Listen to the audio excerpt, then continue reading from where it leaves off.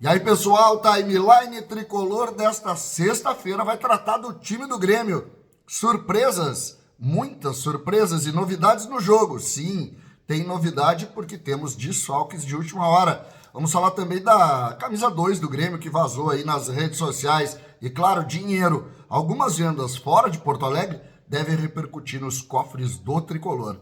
César Cidade Dias falando de Grêmio aqui no YouTube, papo de gremista para gremista. Agora um convite, Marquês Empório Parrija, só a melhor parrija de Porto Alegre. Ali na Carlos Gomes, 1249, bem perto da Nilo, esquina com a João Obino. Vale a pena, vale a pena. Um convite imperdível para vocês. Cheguem lá e peçam um entrecô ao ponto, uma linguicinha parrigeira, um queijo parrigeiro e você tá feito. Marquês Empório Parrija.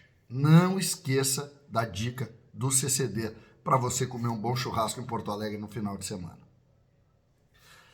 Gente, timeline tricolor vai falar obviamente do time, porque temos surpresas e aparentemente desfalques para o jogo. Mas eu quero antes começar com a camisa do Grêmio. Vazou uma foto que tem o Arezzo, tem o Wagner Leonardo, que tá a cara do Diogo Rossi, e tem duas atletas também do time feminino do Grêmio. Uma camisa branca com gola tipo camisa polo, assim, linda camisa, inclusive. E o Grêmio deve lançar ela ainda no mês de maio, né? Perto do dia 30 de maio a gente deve ter esta camisa sendo lançada, né? Então já começou a vazar aí as fotos, uma foto improvisada, claramente improvisada, mas que chegou fortemente nas redes sociais. Aí algumas notícias relacionadas com ex-jogadores do Grêmio. O Bruno Vini está acionando o Vitória da Bahia, o Bruno Vini que foi para lá e aciona com muito dinheiro. A Itatiaia deu essa notícia, mas apenas uma curiosidade porque envolve um ex-jogador do Grêmio. Outra situação, amanhã, por exemplo, no jogo contra o São Paulo, 4 jogadores devem atuar, né, contra o Grêmio: o Juan, o Wendel, o Ferreira e o Luciano. E ainda tem o Alisson, mas desses aí parece que, pelo que estão falando aí do time de São Paulo, apenas o Juan, o Wendel, o Ferreira e o Luciano estarão em campo. 5 jogadores. Quem gosta da história da lei do ex vai falar sobre isso, porque do São Paulo o único que tem no Grêmio é o Thiago Volpi. E tomara que ele não faça um gol contra, né, para não nos incomodar ainda mais aqui. Ele que está jogando muito pouco. Sobre goleiro, diz que existe sim a conversa do Grêmio para contratar o Matheus Magalhães, goleiro que está no Ajax e que termina, ele é reserva, termina o contrato, volta para o Braga e o Braga quer vender esse jogador por 3 milhões, entre 2 e 3 milhões de euros. O Grêmio não vai fazer isso, né? Mas é a notícia, a gente está aqui também para relatar essa situação. Antes de falar do time e das surpresas, eu quero falar sobre dinheiro, porque circula muito forte a possibilidade do Wanderson, lateral, ser vendido, e também do Cuiabano. E isso impactaria em dinheiro para o Grêmio, os dois. O Cuiabano, o Grêmio tem 20% do lucro do Botafogo no negócio com o Grêmio. Se fala que ele teria em torno de 42 milhões de lucro. O Grêmio teria 20% nessa relação se o Botafogo vender o Cuiabano pelo valor que está se falando aí, 50 milhões de reais, que o Botafogo já negou. Imaginem vocês, Botafogo comprou por 8 e nega 50, alguns meses depois. E tem gente que defende que o Grêmio fez bem em vender para o Botafogo.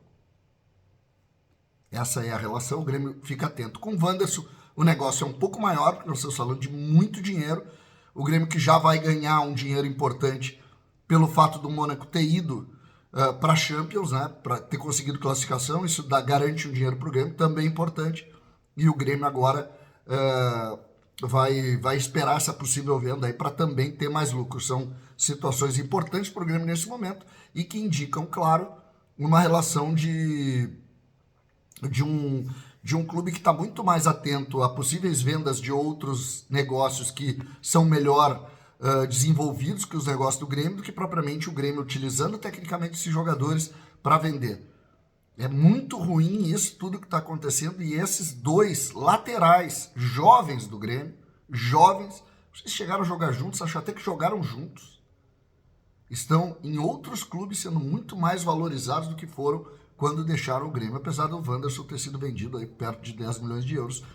É também importante dizer que é impressionante como o Grêmio não desenvolveu bem esse trabalho e como as coisas cada vez mais se complicam neste ponto. O Grêmio precisa rever a sua política de utilização de categoria de base e como isso vai refletir lá. Porque vai pegar, imaginem vocês, pegando o exemplo do Cuiabano, ele vai, o Grêmio vai receber 20% do lucro, que foi praticamente o mesmo valor que o Grêmio pagou pelo Lucas Esteves com um salário muito maior. E o Lucas Esteves hoje é banco do Grêmio. Então vamos pensar sobre isso. Não quero aqui ficar toda hora enchendo o saco, mas vamos pensar sobre isso. O Grêmio precisa pensar sobre isso. Senão a coisa não vai caminhar e nós sempre vamos estar correndo atrás da máquina. Eu acho importante isso. Vamos falar do jogo. Inicialmente, no início da tarde, a escalação para o jogo era Thiago Volpi, João Lucas, Gemerson, Wagner Leonardo e Marlon, Dodi e Ronald, Edenilson, Monsalve, Christian Oliveira e Bright White. Essa era a escalação que estava circulando na imprensa como a escolha do Grêmio para o enfrentamento contra o São Paulo. De lá para cá, neste momento, estou gravando esse vídeo 6:45, o Grêmio já está no voo. E a informação que corre é que nem Edenilson, nem Christian Oliveira vão para o jogo. Nem Edenilson, nem Christian Oliveira vão para o jogo. Isso não está confirmado, é uma informação ainda que circula em bastidor, mas que mexe completamente com a ideia de time que o Mano Menezes traz para o jogo contra o São Paulo. Por quê? Primeiro, porque o Grêmio não vai ter a figura dos 3 homens que contribuem com a marcação. Eu não acredito que o Edenilson contribua com alguma coisa, mas o Grêmio acredita que ele contribua com a marcação, tá? Então, Ronald na cabeça da área, Dodi sem Edenilson, eu acredito que ele vai botar o Marlon ali com o Lucas Esteves sendo o lateral. Assim como ele fez de alguma maneira naquele jogo contra o Grau, eu acho que ele botou o Luan Cândido. Seria basicamente isso. E na do Christian Oliveira jogaria o Amuso. Seria basicamente isso. Não vejo muitas mudanças além dessas, mas chama atenção que 2 jogadores que de alguma maneira têm moral dentro do ambiente não estão no jogo. Eu não sei se o Grêmio entende a dificuldade do jogo e está preocupado com o jogo de terça para não ser eliminado da Copa do Brasil. Lembrando que o Grêmio precisa fazer um jogo bom, está na hora de fazer um jogo bom, mas me chama a atenção, por exemplo, o Christian Oliveira não ir. O Christian Oliveira não ir, ele que gosta de jogar e pede para jogar. Então, vamos confirmar isso. Amanhã de manhã a gente traz todas as informações do jogo e, obviamente, já com as informações também relacionadas a quem viajou e não viajou.